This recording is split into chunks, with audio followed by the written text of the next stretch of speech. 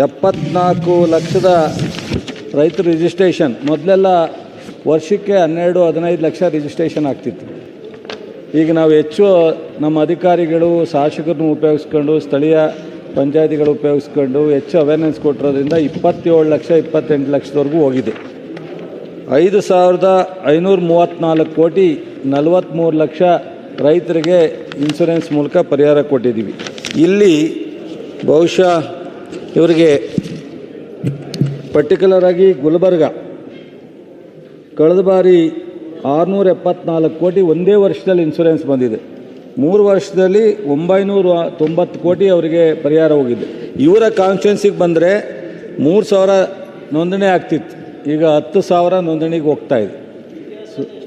ಇತಿಹಾಸದಲ್ಲಿ ಇನ್ಶೂರೆನ್ಸ್ ಇಷ್ಟು ಕೊಟ್ಟಿಲ್ಲ, ನಾವು ಇಷ್ಟು ಇನ್ಶೂರೆನ್ಸು ಯಾವತ್ತೂ ಕೊಟ್ಟಿಲ್ಲ. ಮತ್ತು FID ನಾವು ಕನೆಕ್ಟ್ ಮಾಡಿದ್ವಿ. ಮೊದಲು FID ಕನೆಕ್ಟ್ ಆಗ್ತಿರಲಿಲ್ಲ, ಒಂದು ಸ್ವಲ್ಪ ವ್ಯತ್ಯಾಸಗಳಾಗ್ತಿತ್ತು. ಈಗ FID ಕನೆಕ್ಟ್ ಮಾಡಿದ್ದೀವಿ ಮತ್ತು ಪ್ರಿವೆಂಟ್ ಸೋಯಿಂಗ್ ಕೊಡ್ತಾಯಿದ್ದೀವಿ. ಜೊತೆಗೆ ಇದು ಒಂದು ಫೈನಲ್ ಕ್ರಾಪ್ ಸರ್ವೇನಲ್ಲೂ ಸಹ ಅವ್ರಿಗೆ ದುಡ್ಡು ಸಿಗ್ತಾಯಿದೆ. ಮತ್ತು ಯಾವುದಾದ್ರು ಸಣ್ಣ ಪುಟ್ಟ ಕೇಸ್ ಬಂದರೆ DC ಹಂತದಲ್ಲಿ ರೈತರ ಪರವಾಗೇ ಕ್ಲಿಯರ್ ಆಗಿದೆ ಇಲ್ಲಿವರೆಗೆ. ಆಮೇಲೆ ನಮ್ಮ ಸೆಕ್ರೆಟ್ರಿಗೆ ಬಂದಾಗ್ಲೂ ಯಾವುದೂ ಸಹ ನಾವು ರಿಜೆಕ್ಟ್ ಮಾಡಿಲ್ಲ, ರೈತರ ಪರವಾಗಿ ಮಾಡಿದ್ದೀವಿ.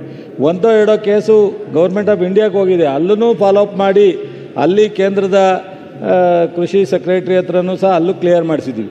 ರೈತರಿಗೆ ಇನ್ಶೂರೆನ್ಸ್ನಲ್ಲಿ ಈ ಸಾರಿ ನಮ್ಮ ಪ್ರಿಯಾಂಕ್ ಅವರು ಹೇಳಿದಾಗೆ ಅತಿ ಹೆಚ್ಚು ಇತಿಹಾಸದಲ್ಲಿ ಕೊಟ್ಟಿರ್ತಕ್ಕಂಥದ್ದು ನಾವು ಕಳೆದ 2.5 ವರ್ಷದಲ್ಲಿ.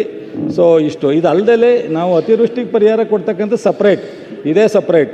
ನಾವು ಇನ್ನೂ ರಿಜಿಸ್ಟರ್ ಆಗಲಿ ಅಂತೀವಿ. ನಾವು 2% ರೈತರು ಕಟ್ಟೋದು, 98% ಸರ್ಕಾರ ಕಟ್ಟುತ್ತೆ. ಅದರಿಂದ ನಮ್ಮೆಲ್ಲ ಶಾಸಕರು ಅದು ಬೆಳೆ ಹಾನಿ ಆಗಲಿ ಆಗದೇ ಇರಲಿ, ಬೇಸಿಗೆ ಬರಲಿ ಮಳೆ ಹುಯ್ಲಿ, ಇನ್ಶೂರೆನ್ಸ್ ಮಾಡಿಸಿದ್ರೆ 2% ಅಷ್ಟೇ ಅವರಿಗೆ ಬರ್ಡನ್ ಆಗೋದು. ಬಟ್ ಒಂದಲ್ಲ ಒಂದು ಅನುಕೂಲ ಆಗುತ್ತೆ. ಈ ಥರ ಸಮಸ್ಯೆಗಳು ಬಂದಾಗ ಸಾಕಷ್ಟು ರಿಕ್ವೆಸ್ಟ್ ಮಾಡ್ತಾಯಿದ್ವಿ, ಇನ್ನೂ ಮಾಡಲಿ. ನಾವು ಯಾವುದೇ ಇಲ್ಲೇನು 900 ತಪ್ಪಿದೆ ಅದು ಅಂತ ಏನೋ ಒಂದು 136 ಜನಕ್ಕೆ ಮಾತ್ರ ಒಂದು ರಿಟರ್ನ್ ಹೋಗಿದೆ, ಅದನ್ನು ಸಹ ಸರಿಪಡಿಸೋ ಪ್ರಯತ್ನ ಮಾಡ್ತಿದ್ವಿ. ಉಳಿದಂಥದ್ದು ಡೀಟೇಲ್ ಕೊಟ್ಟಿದ್ದೀವಿ, ಯಾವ್ಯಾವ ಕಾರಣಕ್ಕೆ ಕೆಲವರು ಫೇಲ್ ಆಗಿದ್ದಾರೆ ಅಂತ. ಸೊ ಅದನ್ನು ಯಾವುದನ್ನು ಸರಿಪಡಿಸೋಕ್ಕೆ ಸಾಧ್ಯನೋ ಅದು ಮಾಡ್ತೀವಿ. ಸರ್, ನಾನು ಮೊದಲೇ ಹೇಳಿದೆ ಸರ್ಕಾರಕ್ಕೆ, ನಮ್ಮ ಉಸ್ತುವಾರಿ ಸಚಿವರಿಗೆ ಅಭಿನಂದನೆ ಸಲ್ಲಿಸ್ತೀನಿ ಅಂತೇಳಿ. ಯಾಕಂದರೆ ಇತಿಹಾಸದಲ್ಲಿ ಎಂದೂ ಬರಲಾರ ಇನ್ಶೂರೆನ್ಸ್ ಬಂದಿದೆ.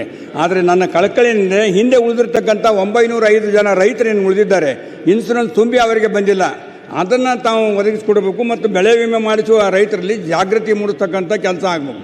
ಸರ್ಕಾರವೇ ವಿಮಾ ಕಡ್ಡಾಯವಾಗಿ ಮಾಡಿ ರೈತರಿಗೆ ನೆರವಾಗಬೇಕು. ಬ್ಯಾಂಕ್ ಖಾತೆ ಇರುವ ಎಲ್ಲ ರೈತರಿಗೂ ಕೂಡ ವಿಮೆ ರಕ್ಷಣೆ ತಾನಾಗಿ ಅನ್ವಯ ಆಗುವಂತೆ ಚಿಂತನೆ ನಡೆಸಿ ವಿನೂತನ ಯೋಜನೆಯನ್ನು ರೂಪಿಸಬೇಕು. ಕೆಲವೊಂದು ರೈತರಿಗೆ, ಸಣ್ಣ ರೈತರಿಗೆ ತುಂಬಲಿಕ್ಕೆ ಆಗೋದಿಲ್ಲ, ಗೊತ್ತಿರೋಂಗಿಲ್ಲ.